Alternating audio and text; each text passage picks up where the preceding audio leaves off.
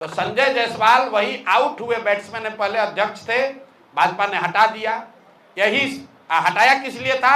यही फेसबुक पर लेख लिखने के चक्कर में। सुने उनके पेट्रोल पंप के बारे में, ये भी सुने हैं कि उनका यहाँ नर्सिंग होम कैसे चलता है और क्या होता है। सारे लोग हैं वो अब डी से ड्रीम अपना सपना देखते रहे, एस से सपना देखते रहे और मोदी जी को 2-4 बार और जिताते रहे।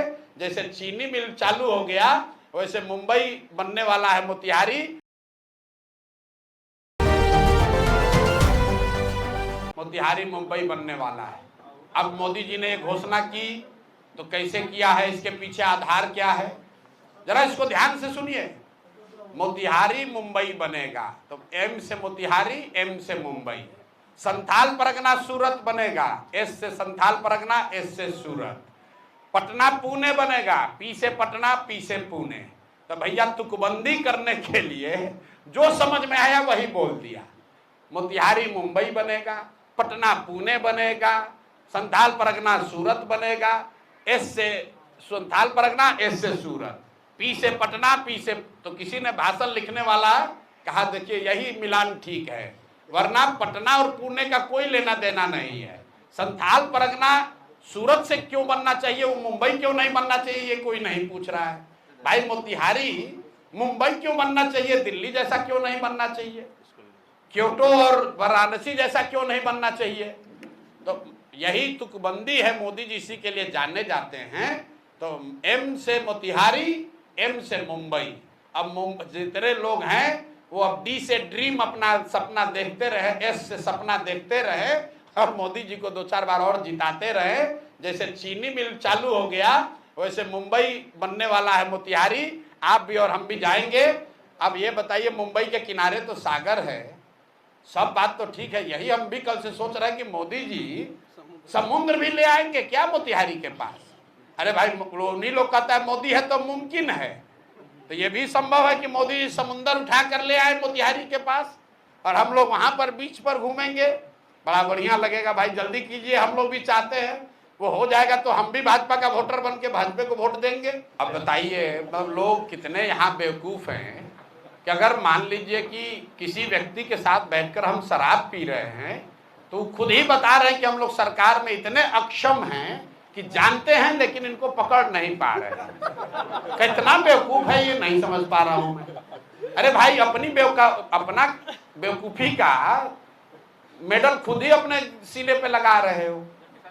आप बताइए कि शराबबंदी है और संजय जायसवाल जी को तथाकथित तौर पर यह पता है कि हम शराब पी रहे हैं, तब तो सबसे आसान यही, हमको पकड़ लो भाई, पकड़ लो, दे हमको बेनकाब कर दो। अब आ जाइए कि संजय जायसवाल ने लेख क्यों लिखा है। तो क्रिकेट आप लोग देखते हैं, क्रिकेट में जब बैट्समैन घायल हो जाता है तो दौड़ने के लिए, रन लेने के लिए एक रनर बुलाता है। रनर बुलाने का एक नियम है, जो पहले से आउट होके चला जाता है वो बनकर आता है रनर। क्रिकेट देखते हैं ना, तो जिसको अभी आगे बैटिंग करने आना है वो नहीं आता है रनर के तौर पर, जो आउट होके चला जाता है उसको बुलाता है, जाओ अब वो आदमी थोड़ा घायल हो गया है बैट्समैन, रनर के तौर पर दौड़ो। तो संजय जायसवाल वही आउट हुए बैट्समैन है, पहले अध्यक्ष थे, भाजपा ने हटा दिया। यही हटाया किस लिए था? यही फेसबुक पर लेख लिखने के चक्कर में रोज लिखते थे कि हम जदयू को तोड़ने वाले हैं, तो भाजपा वाला इन्हीं को तोड़ के हटा दिया। अब इनके जो बड़े भाई हैं दिलीप जायसवाल, राजनीतिक तौर पर बड़े भाई, उन पर अभी हुई है गोलाबारी, राजनीतिक गोलाबारी। अब बेचारे आहत होकर गिरे हुए हैं, 15 दिन से उनको जवाब नहीं सूझ रहा है।